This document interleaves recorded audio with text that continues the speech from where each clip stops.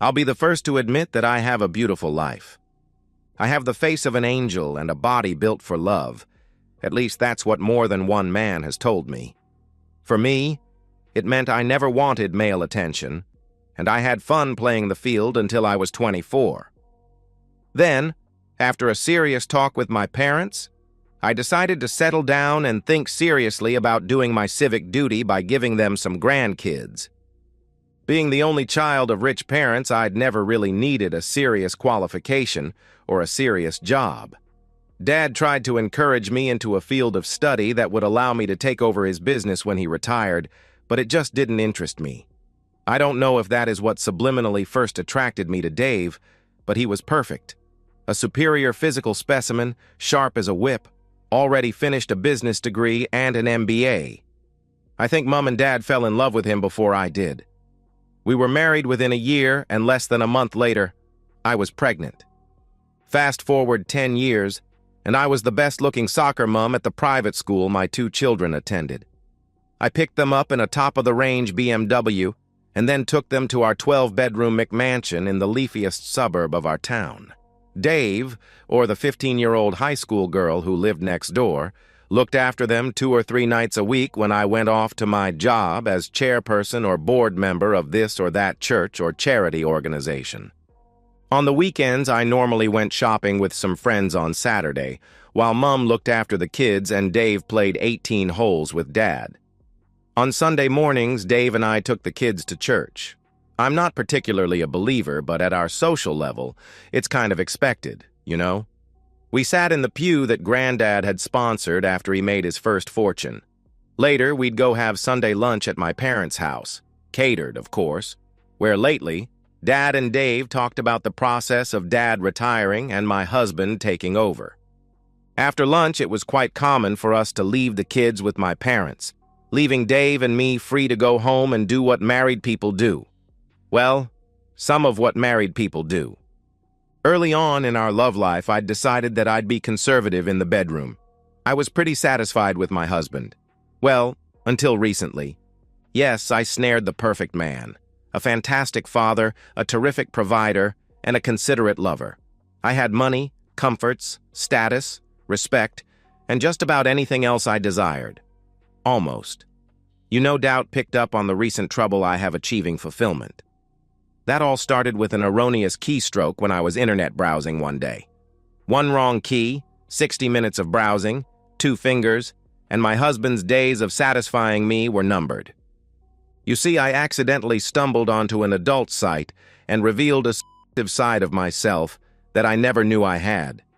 Soon, I was rushing home from dropping the kids at school and logging onto a growing list of websites to fulfill my needs. The whole pain thing didn't yank my crank, but the idea of being restrained, of being bound and blindfolded, helpless while a powerful man did just whatever he liked to me, made me gush. The first weekend after I discovered my submissive side, I begged off to go shopping with my friends, then pretended I was sick to stay home from church. After Sunday lunch, I tried to get out of intimacy with Dave but failed. I did try eventually by extending my hands above my head, grabbing the bed head and pretending I was tied like that. Subsequent Sundays, even these fantasies failed to give me the satisfaction I desired. The obvious solution to my ever-increasing cravings was to confess my new fantasy to my husband. I'm positive he would have done whatever was necessary to keep me satisfied, but of course nice girls don't do that sort of thing. Instead, I became a faker. I felt like a tightly coiled spring. My downfall began with my discovery of an adult forum. It had a section where people could meet and then tell the rest of the readers how good their last scene was. And they were. Bound. Blindfolded. Their words were as exciting as the images that accompanied them. I won't bore you with the details, but I met a guy online who was an experienced dominant and who lived a couple of hours away. The pictures showed a guy who was perhaps mid-40s, but who still looked to be in pretty good shape. He told me he was married and his wife wasn't into the scene. He shared with me full naked photos of himself, but I only sent him body shots. I was very careful and cleaned all records off our computer, deleted browsing history, and the work. Some of my favorite stuff I kept on a memory stick that I hid in the lining of a rarely used handbag. I don't think I ever consciously made the decision to cheat on my husband. I certainly never had that internal debate with myself. I just never took any steps to stop things when the guy, Darren was his name, ordered me to arrange some time off to meet him. Nor did my conscience bother me particularly. I felt compelled to scratch a fantasy urge that was no threat to my marriage. No threat because Dave could never know, nor could anyone else I knew. Nice girls didn't do anything remotely like what I was planning. I started a list of all the things I would need to cover. Darren must have interpreted my temporary silence as reticence. He bombarded me with tales of what he intended to do to me when we did meet. Some of them really weren't my taste, but we negotiated. I know being tied down by a total stranger was a huge risk, but I was driven, as I said. I intimated that our meetings could become a regular thing, which meant if he didn't toe the line at the first one, there wouldn't be a repeat. In reality, I knew that the chances of discovery grew exponentially the longer an affair went on, and had vowed to limit the experience. You see, I'd done my research. Negotiations complete, I continued my research on not getting discovered.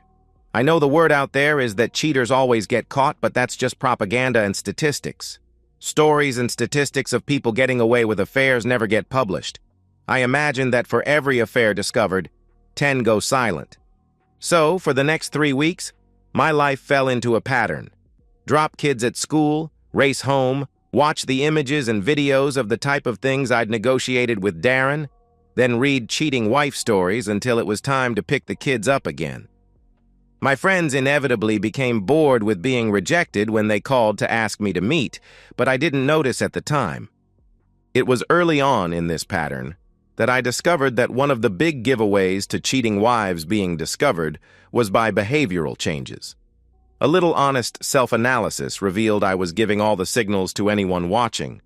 I dragged myself back to a normal pattern when anyone else was watching, especially remembering to propose love with my husband, while all the time compiling a list of precautions. I'd meet Darren at a place at the other end of my city, somewhere I would never be recognized. My husband traveled for work at least 4 nights a fortnight.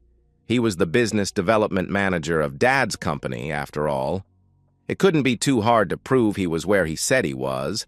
I'd ask him to take a picture of his room when I rang him that night, saying I missed him and wanted to imagine myself where he was. I'd only leave the house after about 10 p.m. That way no one would ring or visit me and discover I wasn't there. I intended to leave my cell phone and car at home just in case someone had trackers on them. I'd meet Darren in a low-budget motel, somewhere my acquaintances were very unlikely to spot me. That made me smile. I knew at least 3 of my friends had successfully hidden affairs in the past.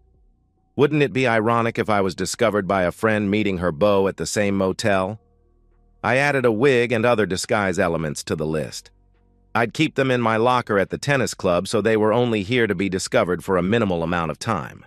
I would pay cash for the room and book it either in person a few days before or from a phone at one of the charities I volunteered for.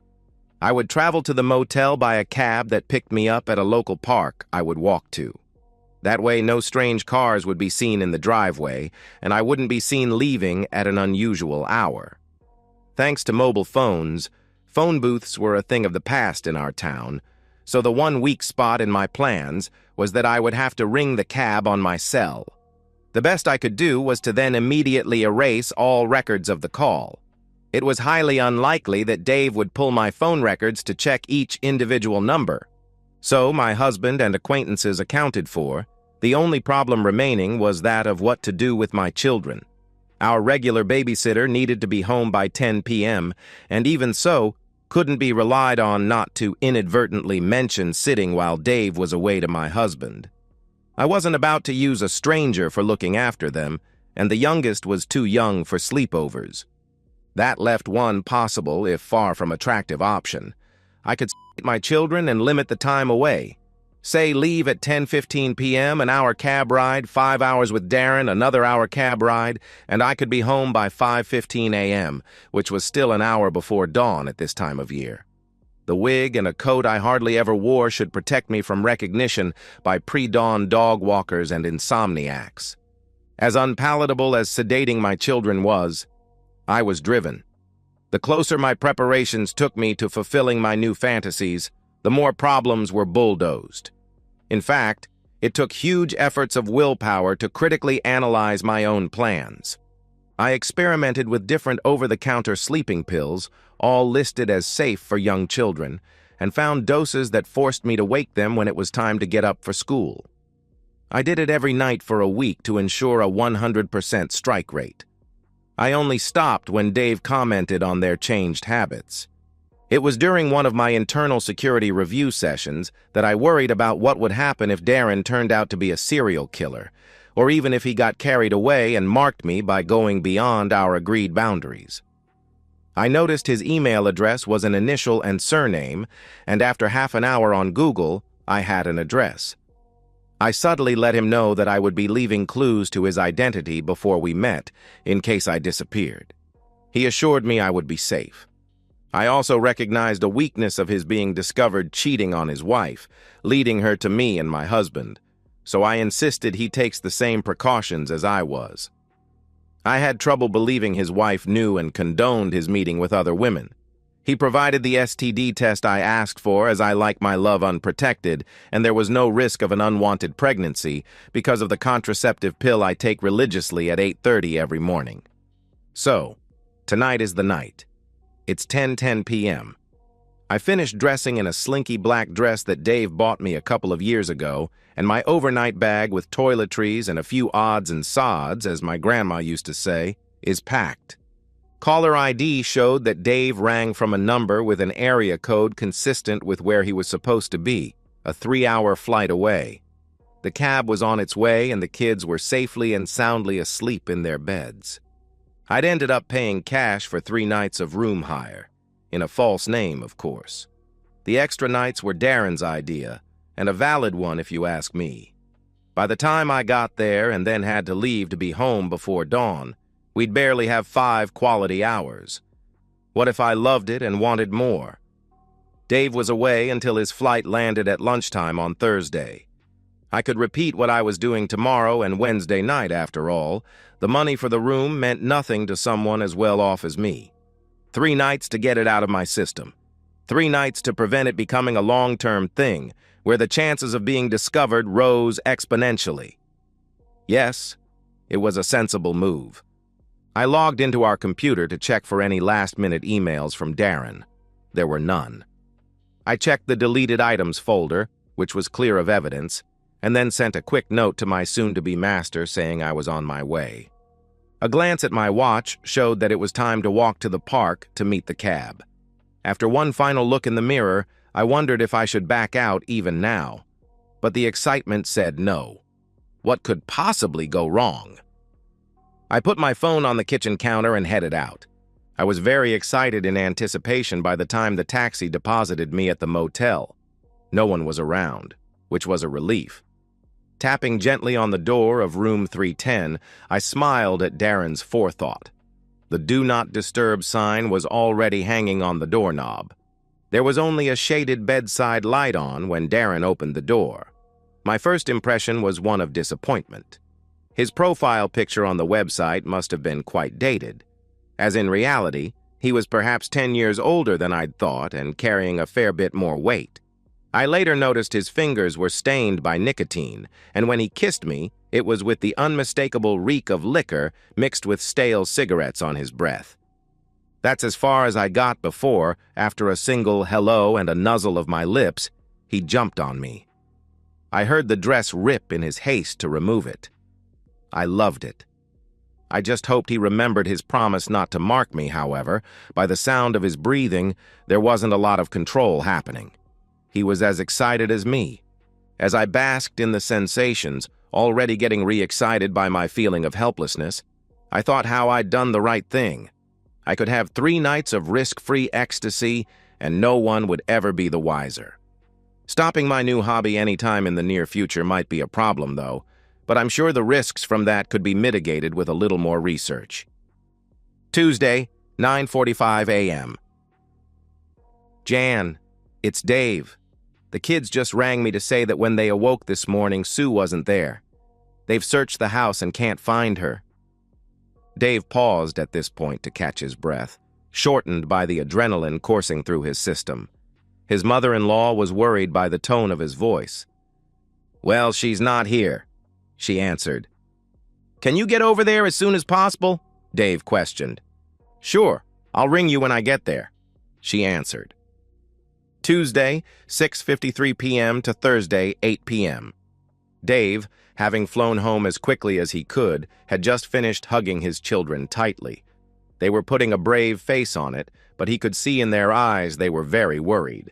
He turned to his in-laws and thanked them for being there for his family. "Have you tried the police again, Pete?" Dave questioned. "Yes, same answer. Unless there is evidence to the contrary, they assume a person just walked out for the first 48 hours. The place was as neat as a pin. With no sign, Sue hadn't just walked out the door." Dave interrupted. "Except her car is still in the garage and her phone was on the table near the back door, not on the charger where she normally keeps it." Sue's mother, Jan, noticed that the conversation was distressing the children, so she hustled them into the kitchen to finish preparing dinner. Dave and Pete adjourned to the study. Dave's father-in-law lowered his voice to a more conspiratorial level. "Her phone was here, but her house keys and handbag weren't. It's like she just walked out to go to the corner shop and never came back.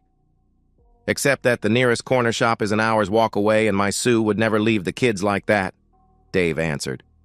"There's one more strange thing, Dave. I found these on the kitchen counter." The older man showed him a bottle of over-the-counter children's sedatives and a tiny measuring cup.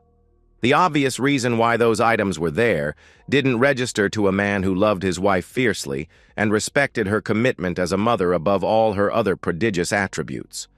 The possibility that she'd deliberately made them sleep was just so far from his image of his wife that he ignored them and went back to worrying. His children had last seen their mother when she put them to bed at 9:30 p.m. the night before. Where was she? His own phone call to the police confirmed what his in-laws had said. With no disturbance in the house and his wife's handbag and house keys gone, they assumed she'd just walked out and didn't want to be found. It happened. Dave then called everyone in their address book. No one had seen Sue. He and his in-laws concentrated on distracting the children. Nevertheless, sleep was hard to come by for everyone in the household that night. In the morning, Dave staggered bleary-eyed to the kitchen where Pete was already halfway through a coffee. They exchanged pleasantries, until the older man spoke his mind. Dave, have you checked her email account yet? You do have access, right?" "Good thinking, Dad. Unless she's changed her password, I'll be able to access her account." They went to the study and fired up the family desktop.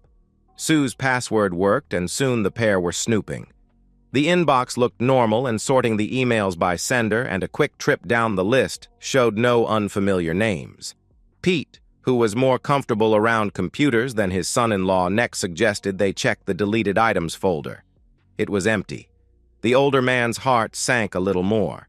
He suggested Dave check the sent items folder, fully expecting that to be empty as well. It almost was. Almost, except for a solitary email sent to Hardman at just after 10 on Monday night. The simple message was chilling. "Be there shortly." Either Sue hadn't bothered deleting it, or it had been transmitted after she deleted the sent items folder. Dave turned his head away, which brought the bottle of junior sedative from the previous night into view. A link clicked in Dave's head just as Peter followed his gaze and quickly came to the same conclusion. "Surely she wouldn't have, Dad?" Dave questioned. "Got a better theory?" Pete answered. Anger at his wife fought for dominance with fear. It was starting to look like Sue had slated her own children to meet someone on Monday night, and for some reason hadn't come back. Armed with that circumstantial evidence of foul play, Dave rang the police again. They still refused to get involved, but did suggest he take the children for blood tests, which he did. He dropped them off at school late, and then went home. Once there, he sent an email to Hardman. "Just tell Sue to come home. Her children are worried." If you've harmed her, I will find you and destroy you. Wednesday night passed as slowly as the previous one. The pathology lab rang early on Thursday morning to say that quite high levels of chemicals present in the sedatives were present in the children's blood samples. With possible evidence of a crime, the police finally took the case seriously and asked for the email address found on the computer, but warned them not to get their hopes up, as identifying people from an email address was iffy at best.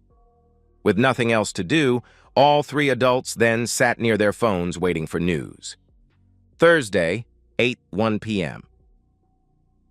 I stood outside my own front door, disheveled, exhausted, and terrified.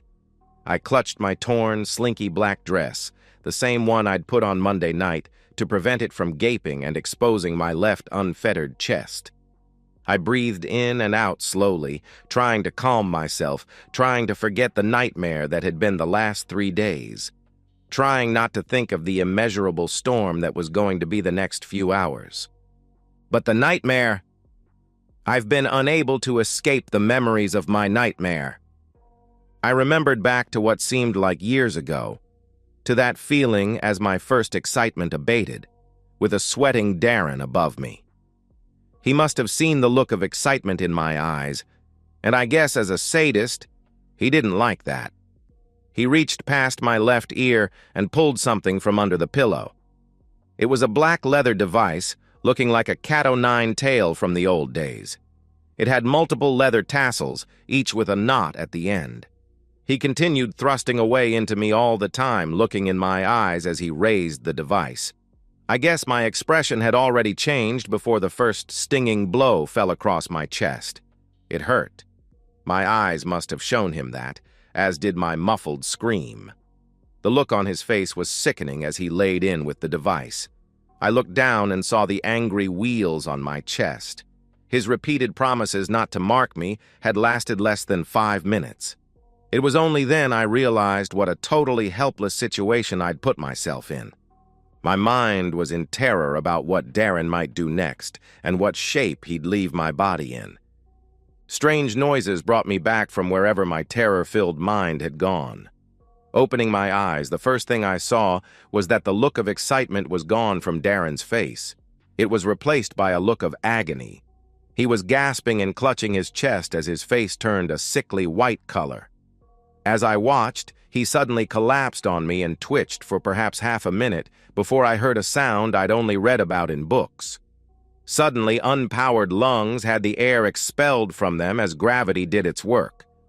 Unmistakable, even to someone who'd never heard it before, and terrifying. Darren was gone.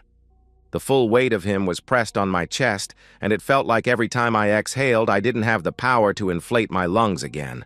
I thrashed around in panic, but as my arms and legs were at full stretch, I couldn't get any leverage to push him off. Finally, I think it was my sweat that lubricated our body contact, and Darren's body slid into a position that was more on my stomach than my chest. His head was in my left armpit, and when I looked down, I could see his sightless eyes still open and staring at me. Something foul was seeping from his mouth, as his stomach was slightly higher than his head. That odor battled with my own vomit. As horrible as this experience was, it was pushed to insignificance by my terror. It was perhaps 11:30 p.m. and I was stuck here, unable to call for help because I couldn't communicate beyond a grunt or reach a wall to tap on it with any body part. I was stuck here until a maid came around to check if the room needed anything. When? 9, 10 in the morning? By that time, my kids would have woken from their sleep, gone into Mummy's room to wake her, and found her gone. I could imagine their terror when they found the house empty, and it made me panic and thrash around some more. I got myself under control, though, when I thought that I might move Darren's body again to a position that was crushing my lungs. I stopped moving and cried instead. What would my children do when they discover themselves alone? Go next door to the neighbors? Or use the sheet of speed dial numbers next to the house phone and call who? Dave or my parents? Neither one was good.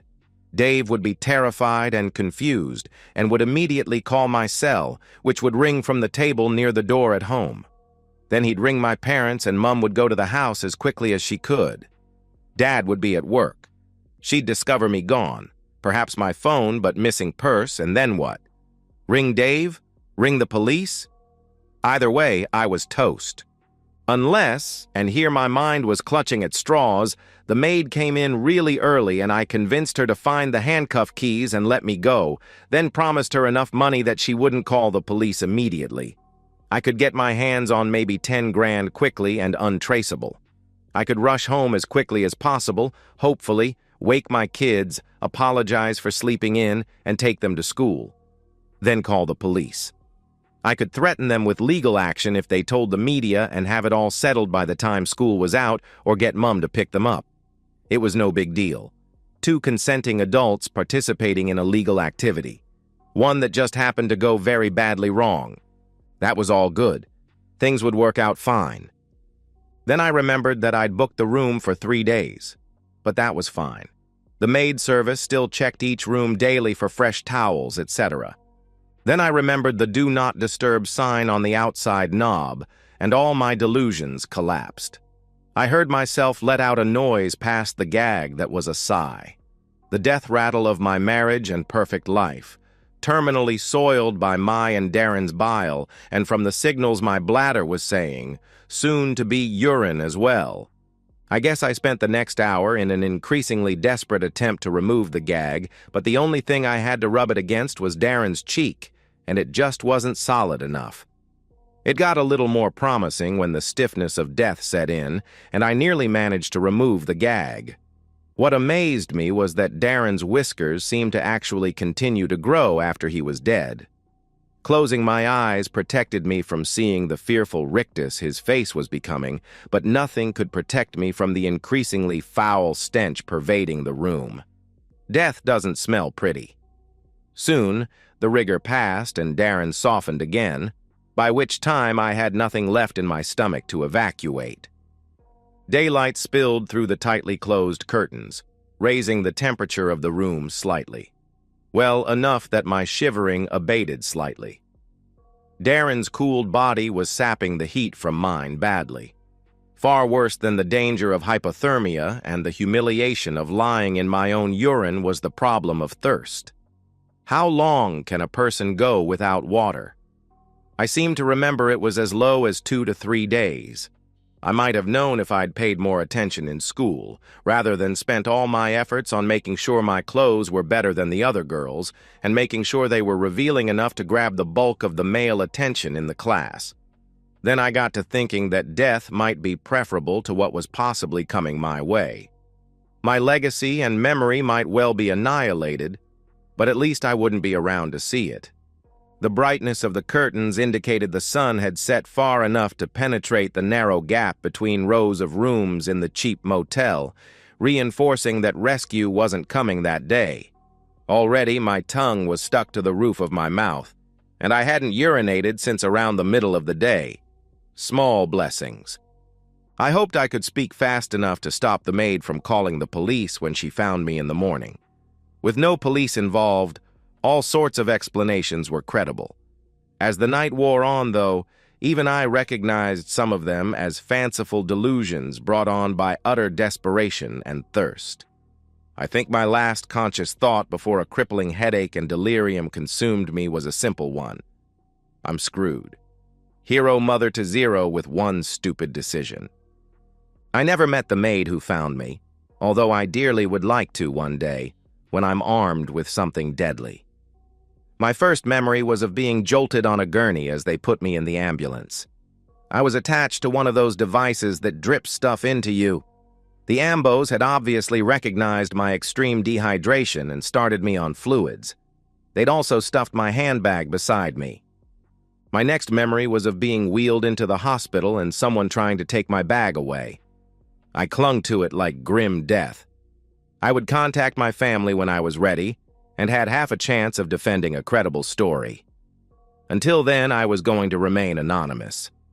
With heat packs and the IV, then small sips of water, I physically recovered enough by the afternoon to start thinking lucidly again.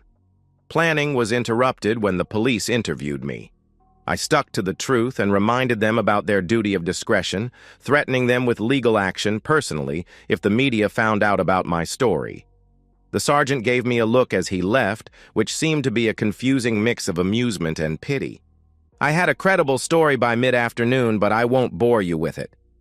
Much of it hinged on my family being so relieved by my sudden reappearance that they wouldn't ask too many searching questions. The staff doctor finally released me during his evening rounds just before 7 p.m., and I quickly donned my torn dress. I asked the nurse on the way out if there were any clothes shops nearby open at this time of night and received an abrupt and rather cold no. She did deign to call me a cab, though, and I sat in the hospital entrance waiting for it, quietly confident, despite my apparel.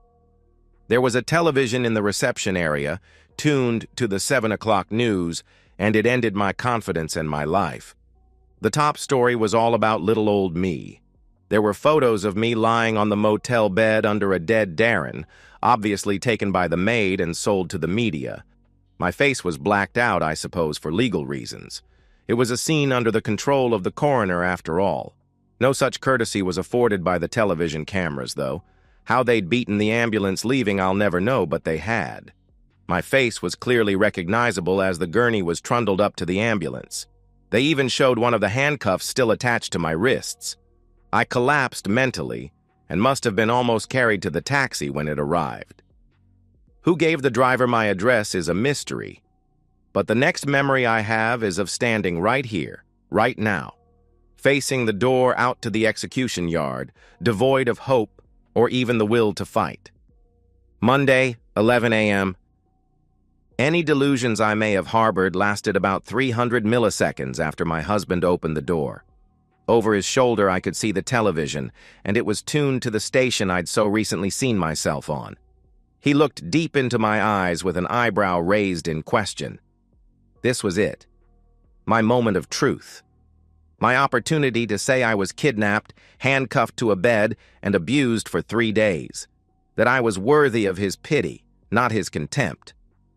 Then I looked at my phone, still on the table next to the door, the handbag in my hand, then down at what I was wearing. Any fight left in me drained away with that last glance. I sank to my knees in shame and defeat. Dave didn't have to say a word. As if that wasn't enough, I heard a high-pitched voice ask from somewhere behind him. "Really, Sue? Doing this to your own children?" It was my own mother's voice. If my mother was sure enough to condemn me, I knew I would be well and truly written off in my father's eyes. He loved Dave, as the son he never had, almost as much as he did me. I don't know how long it was after the door slammed in my face that I heard a voice behind me asking me to confirm my name. It was the police. I was arrested, cuffed, taken to the station, and charged. When presented with the evidence of my fingerprints on the bottle of sedatives, my absence from the family home, and blood tests from the children, I saw no point in denying anything. The media went into a frenzy, of course, a high-profile mother doing this to her children so she could attend a tryst with her lover, and not just any sort of lover, her dominant, and then said, while she's tied to the bed and is trapped for 3 days. That angle just added fuel to the flame. I challenge you to write a more emotive story. After 4 nights in jail, when it became obvious that no one was going to post bail, the state released me on my own recognizance. Someone must have tipped off the media as they were all waiting for me outside the jail, and it was the longest walk of my life until they finally gave up on me. I reviewed my options when my feet took me to the main street of town. Did I say hero to zero before? I meant a hero to negative several million. My shallow society friends would never have anything to do with me ever again, or risk being smeared with my poison. My children were old enough to understand I'd risked and betrayed them in just about the worst way a mother can. Besides, they had a doting dad and 2 close grandparents. They didn't need me. If I stuck around, I'd be laughed at and spat at until the memory of my behavior faded, then just shunned until I died. I looked in my purse to see how much cash I had. Less than $200. I spied a cash machine across the street and decided to see if any of my cards still worked. It was a 50-50 chance in my judgment, but we all know how bad my judgment of late had proven to be. If any of my cards worked, I would turn left toward the bus station. If they didn't, I would turn right, toward the bridge over the long drop to the river. I pushed the first card in and held my breath. And so, we've reached the end of today's story. Was it what you expected, or did it take a twist you didn't see coming? I'm curious to hear your thoughts. Share them in the comments below, and let's get a conversation going. If this story kept you hooked, make sure to hit that like button. And if you're new here or just haven't subscribed yet, now's the perfect time to join our community. I bring you fresh, captivating stories every day, so click that subscribe button and turn on notifications so you never miss out. Thanks for watching, and I'll see you in the next one.